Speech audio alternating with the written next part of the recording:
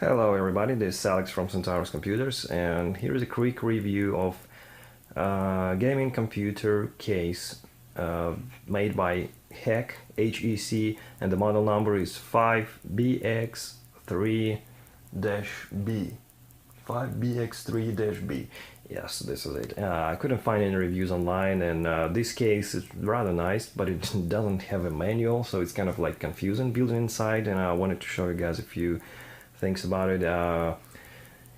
It's not expensive. You can find it in a few places online, and it looks really nice. It's like cheap version of NZXT Phantom 430, or 530, and it's really nice for the price. There are quite a few features that I like about this case, and in this price range, it's really like one of the best cases you can find. But anyway, I wanted to show you what's inside and show it around.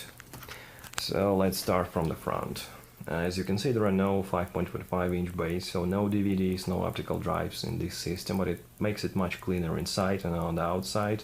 And here is an opening for the front ventilation. There is one 120mm fan with blue LEDs underneath, which I will show you later.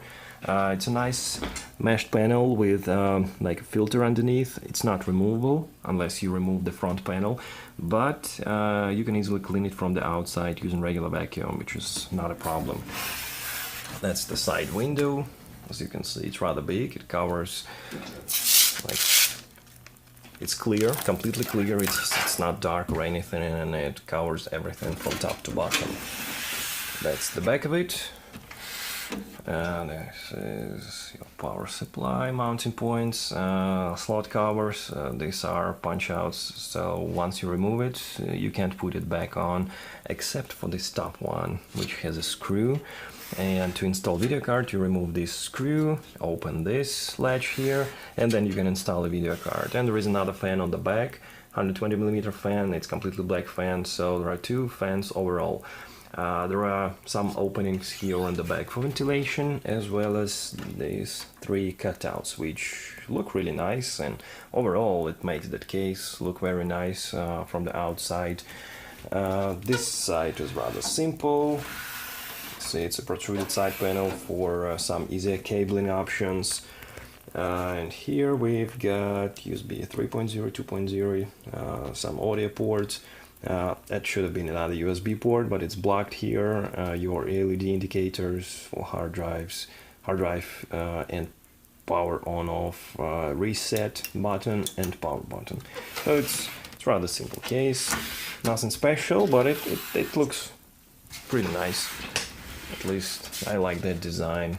Ready to remove the screws, so slide the side panels out, and let's see. I'm gonna show you this side first. Here are Ssd mounting points. This is 1, 2, 3, and these are the holes for the SSD. So basically, you would be installing the SSD from the other side, from the inside, and using screws to secure it from this side. It's not obvious, but it's there, and you use these holes to connect all the cables to those SSD drives. Now there is one more mounting point here for SSD as well. You can either slide it in, or you can install it on the outside, which is probably a better idea to slide it in, because if you install it on the outside, it might interfere with the side panel. So that's for the SSDs, 4 mounting points total. As you see, there are quite a few cutouts for cabling, so it's not bad, not a lot of space inside, just some space here. And with the side panel protruded a little bit, it's not completely flat, you'll have some space for cabling, so it's not that bad. Now, as for the hard drives, there are only 2 mounting points. One here, 1, 2, 3, 4 holes. You basically put your hard drive inside here, it's gonna go sideways, and then use screws to mount it from the bottom through these 4 holes. And another one actually goes on top here. It's gonna be installed right here, sideways, and there are 1, 2, 3, 4 holes for it as well. So it's gonna be sitting upside down, and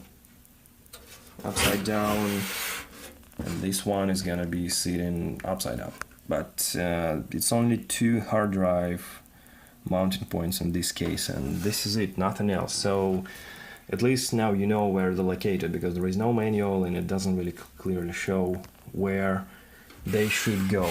1, 2, 3, 4 mounting points for SSD, 1, 2 mounting points for the hard drive, regular 3.5-inch hard drives, I mean. Now let's get inside here. Nice PSU compartment cover, so it's gonna look pretty with all the cabling and everything done properly. These all holes here are for fans, so you can actually install 120mm fans here. Obviously you can't install anything here or even probably here, because that's where the power supply is gonna be underneath. Well, there is some space. It looks like you might be able, but it's not gonna do any good.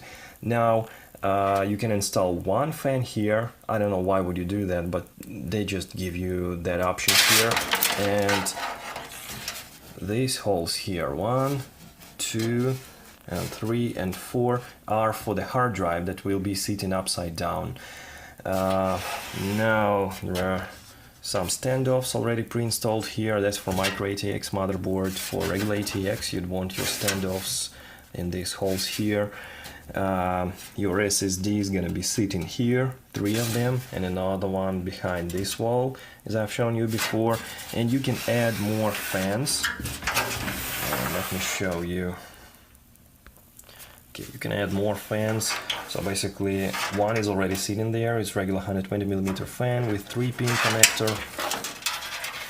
That's gonna be your 3-pin connector, and you can install another fan here and another one on top.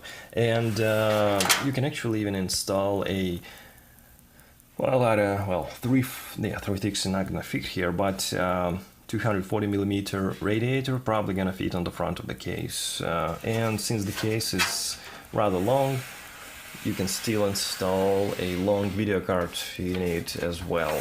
The rear fan also has got 3-pin connector here. So no Molex connectors. Make sure you've got at least 2 3-pin connectors on your motherboard, plus one for a CPU cooler. Other than that, that's pretty much it. Your USB 3.0 connector here and all the regular ones. Audio, USB 2.0 for the front, and all the connectors for front buttons and LEDs. So this is it. Like I said, it's not a bad case. You can fit long video cards in there, 2 hard drives, 4 SSDs. And assembled it looks really nice. It can provide nice cooling with all the fans installed.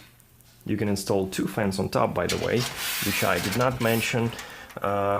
Mounting points are there, but you will not be able to install a radiator on top. I don't even think a 120mm radiator will fit there, because usually they're rather thick, and you can put it either here or on the front. Front can fit 120 or 240mm radiators.